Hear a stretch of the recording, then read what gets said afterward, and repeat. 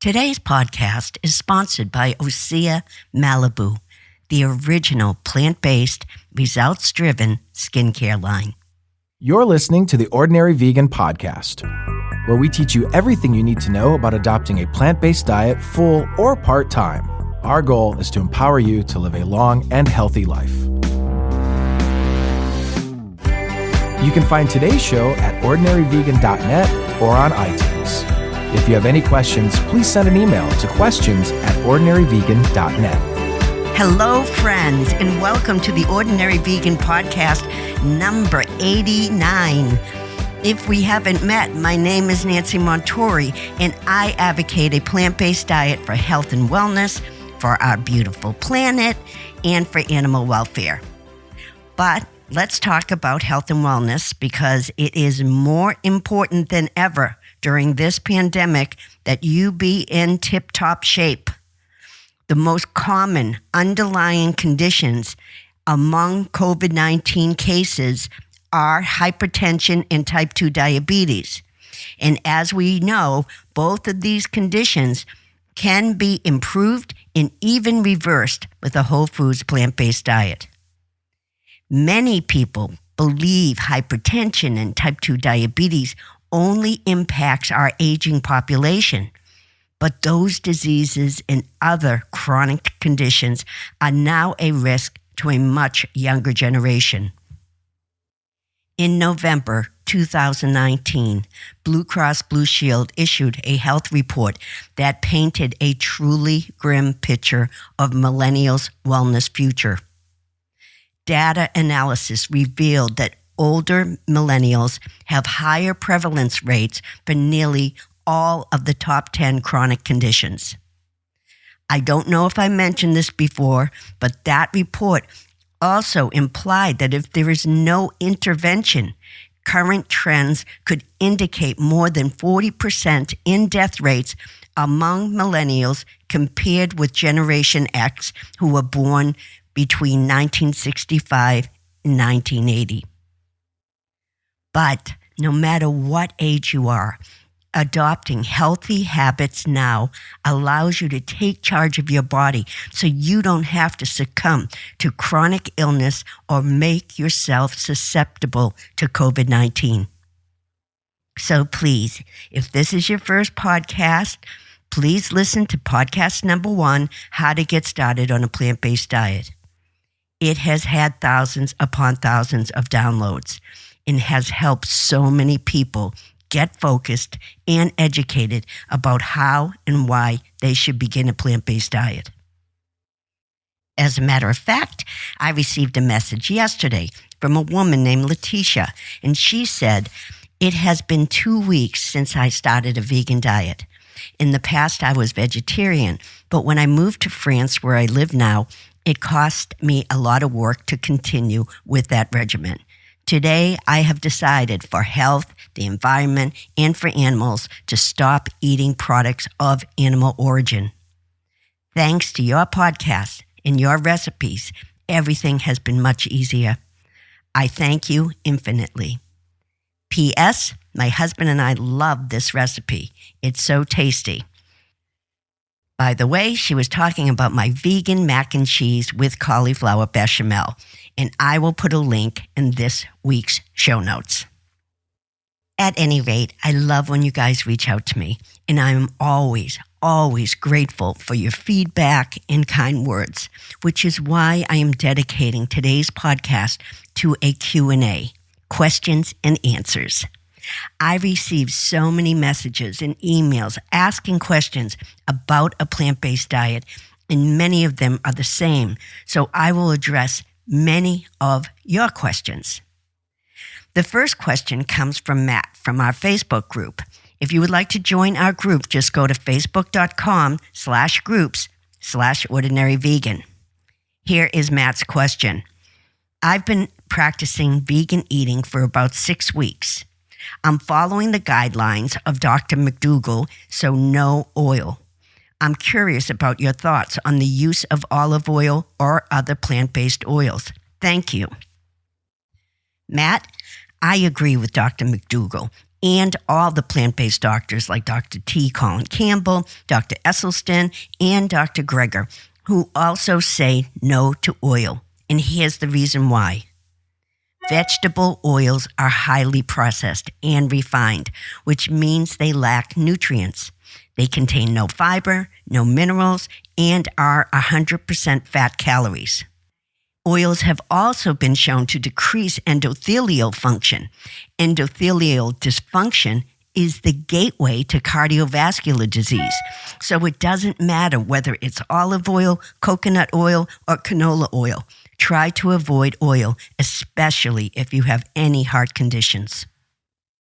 If you need salad dressing recipes without oil, search for oil-free salad dressings in Google. In Ordinary Vegan's top 5 oil-free salad dressing recipes is at the top of the page in Google search. And I will also put a link in this week's show notes. The next question is from Liz. Here is what she is asking. I'm still working my way through the back catalog, so apologies if you've done this already.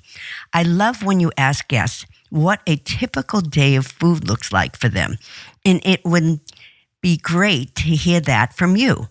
I'm still learning and finding my new normal routine, so I think it would be really helpful to hear about a normal day of food. Thanks for the question, Liz, and you never have to apologize. I am so grateful for you and for everyone out there listening. I appreciate you all so much, and I know I give out a lot of information, which is why I often repeat important information because it's a lot to digest. At any rate, here is a typical day of food for me. First off, I practice on a daily level a form of intermittent fasting. Basically what it is that from after dinner to the next day, I always fast for 12 hours.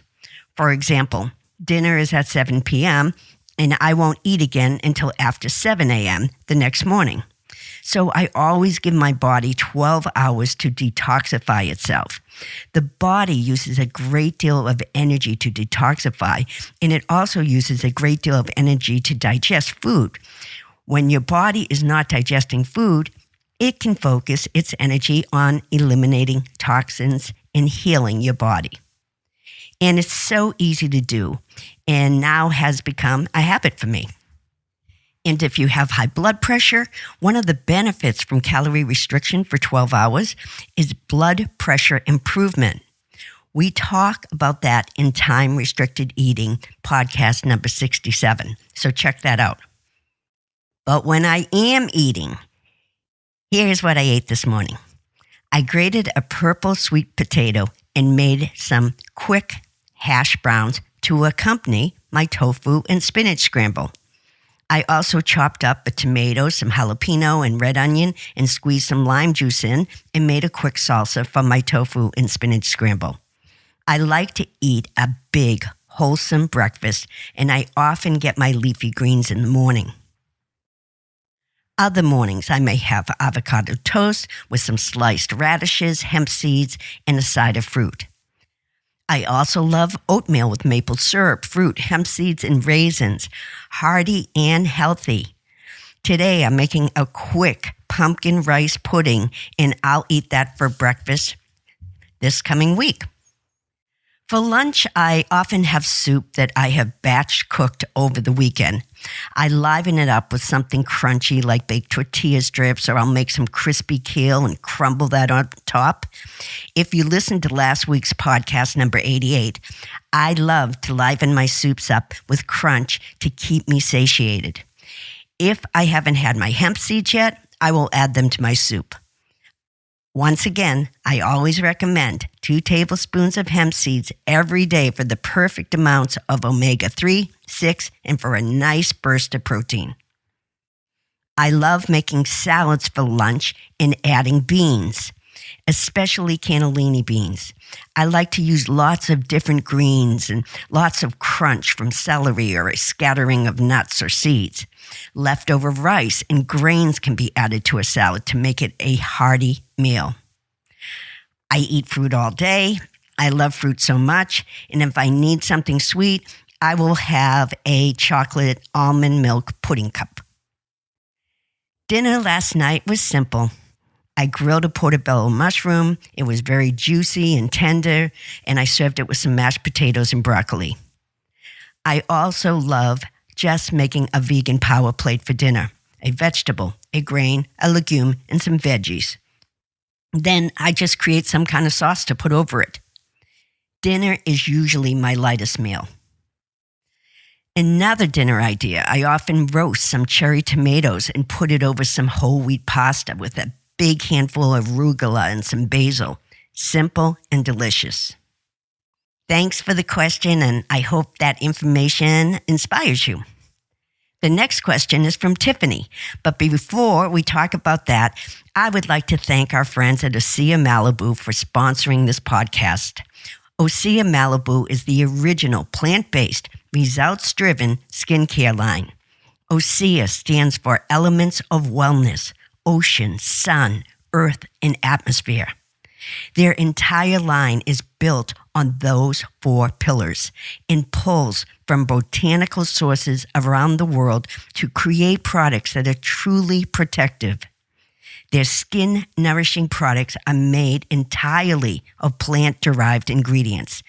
They are non-toxic and a good choice for moms-to-be. So take it from me, I love their products.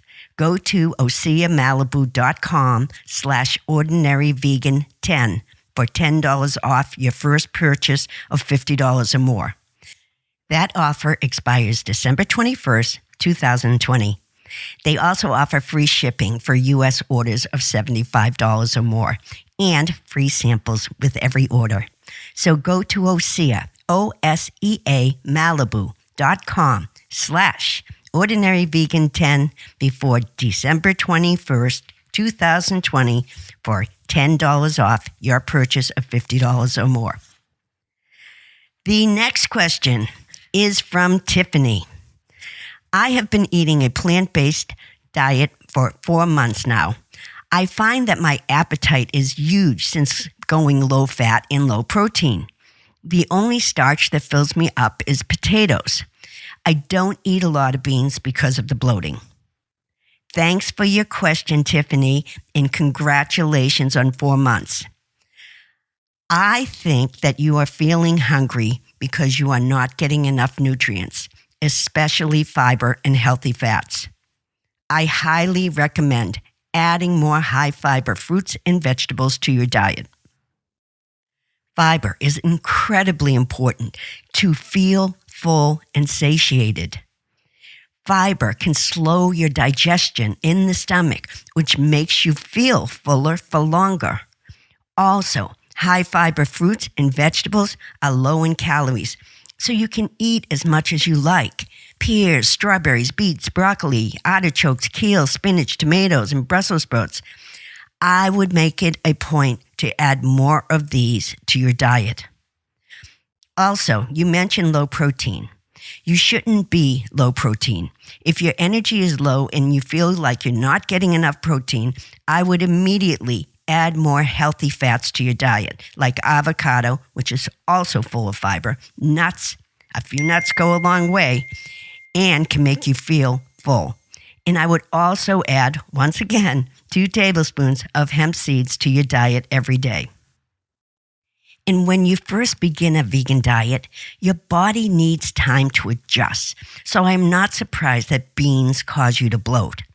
We had a great guest on podcast number 77, How to Improve Gut Health.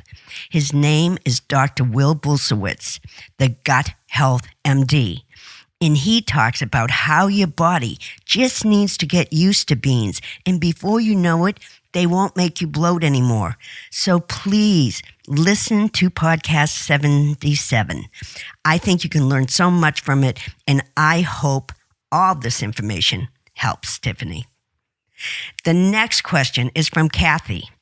We've been plant-based for 2 months now, and I am listening and re-listening to your podcast. I am learning so much, and I'm grateful that I stumbled upon you early. Serendipitous. I have been trying to cook as oil-free as possible and wondered what your thoughts are on cooking sprays. According to the labels, they contain no calories and no fat. First off, congratulations on 2 months, Kathy. UGG cooking sprays. They are a great way to add convenience to the kitchen, but unfortunately, many ingredients listed in cooking sprays are unhealthy. They are unneeded chemicals that you should avoid using. Not only that, many cooking sprays also use an anti-foaming agent, usually called dimethylsilicone, which is found in paint. Another problem with cooking sprays is the isobutane, which is a gas propellant. They contain an ingredient that can cause cancer in humans.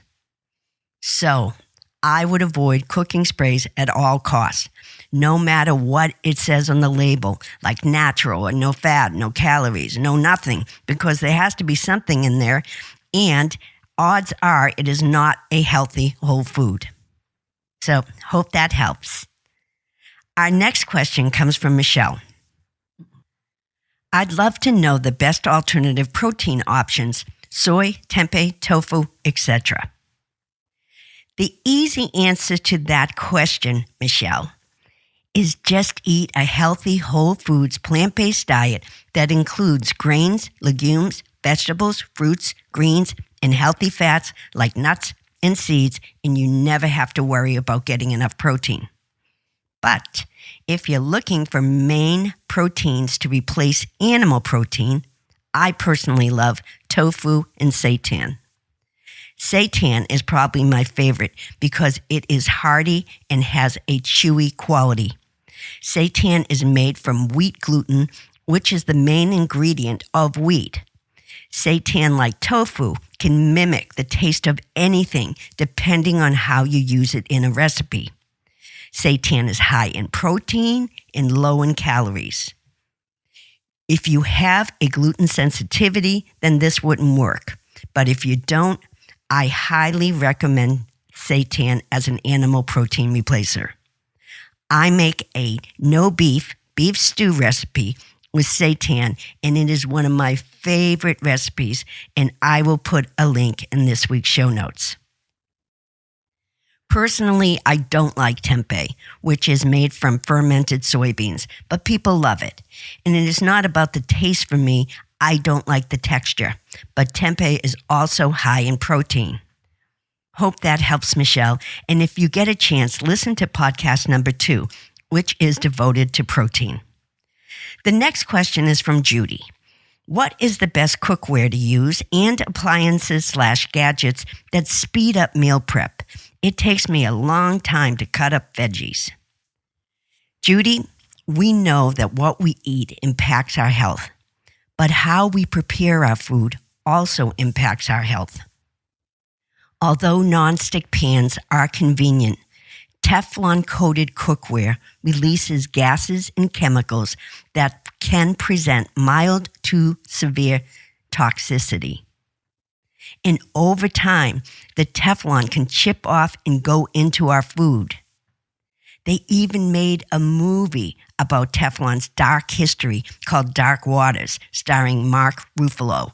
And it's all about how toxic some of the chemicals are in Teflon. So please avoid it at all costs. I know many of you like cast iron pans, but cast iron pans can leach iron, and too much iron can be harmful to the heart and your brain. It's okay to use maybe once or twice a month, but I wouldn't use cast iron on a consistent level. If you have copper cookware, you want to make sure the copper is not touching the food. It should be coated with stainless steel or a ceramic surface. Also, aluminum cookware should also not be touching the food. So this brings me to stainless steel cookware. In my opinion, stainless steel cookware is the best and safest option. As far as kitchen gadgets go to speed up chopping, I don't know of any, but I do recommend prepping, cleaning your vegetables as soon as you bring them home. And you can chop some of your vegetables beforehand to speed up things when you are getting ready to cook. When I bring home my groceries, I wash and spin my greens and place them in a covered bowl with a paper towel to absorb any moisture. Then when I want a salad, I don't have to do too much prep. Same goes for chopping carrots and celery. I don't prep onions because when onions are refrigerated, the starches can be converted to sugars more quickly and they can become soft and soggy. Hope that helps, Judy. The next question is from Patrice. So my mother became vegan a few months ago. All she eats is processed vegan food, despite my warning of it being unhealthy. She is now in the hospital with high blood pressure. How would you explain to someone why processed vegan food is unhealthy? Well, Patrice, people assume vegan meals are automatically healthier than meat and dairy-based options. However, that's not always the case if you are eating plant-based snacks and foods that are highly processed. Those foods can be full of calories or have vast quantities of sugar, preservatives, and sodium. Most of these processed vegan foods also have been stripped of their nutrients. It also lowers your protection against chronic diseases like type 2 diabetes and heart disease. It kind of defeats the purpose of being plant-based. I know many people are vegan to protect animals and don't focus on the health and wellness aspect. But if you aren't going to eat animals, why not reap all the benefits? And that is what I would tell your mom, Patrice. It is more important than ever to have a strong immune system. And the way to do that is to eat a healthy, whole foods, plant-based diet that has been minimally processed. Processed foods, even vegan processed food, compromises our immune function because it causes the wrong bacteria and yeast to grow in the gut. Hope that helps. Sending you and your mom lots of compassion, Patrice, and I hope your mom recovers soon. The last question today comes from my friend and fellow podcaster, Rachel. She has a wonderful podcast called Dear Family that focuses on mental health. Rachel wants to know what plant-based coffee creamer is better for you and not as hard on the environment, almond, oat, cashew, or coconut. I don't like soy creamer, she says. Well, Rachel, it all depends on the ingredients. You don't want a plant-based creamer that is overly processed or that contains large amounts of sodium or sugar. You have to read the labels carefully. As far as the environment goes, any non-dairy creamer is good for the environment, because dairy production has a considerable effect on climate change due to the emissions of greenhouse gases such as methane, nitrous oxide, and carbon dioxide. Dairy also uses billions of gallons of water because water is required to hydrate the cows, clean the floors, the walls, the milking equipment, and for flushing purposes. Also, a cow can drink up to 25 gallons of water a day. So any non-dairy coffee creamer is great for the environment. And a vegan diet is probably the single biggest way to reduce your impact on planet Earth. And that's it for today's podcast. Thanks to everyone for their questions. I also want to thank all of you for your kind messages and emails. They mean so much to me and make me want to work harder so I can keep all of you as healthy as possible. Thanks to Osea Malibu for being today's sponsor. It's not easy to find sponsors who share the same values as us, so I really appreciate their support. You can find me at ordinaryvegan.net. And if you have any questions or comments, email me at questions@ordinaryvegan.net. You can find my book, The Easy 5-Ingredient Vegan Cookbook, and all my CBD products made from hemp on my website at ordinaryvegan.net. Join our Facebook community, over 300,000 strong at facebook.com/ordinaryvegan. And last but not least, please follow me on Instagram at ordinaryvegan. Till next time. Thanks for joining our plant-based community today. Together, we can accomplish great things. Please subscribe so you don't miss any of Ordinary Vegan's recipes and plant-based tips. If you have any questions or feedback, email us at questions@ordinaryvegan.net. Until next time.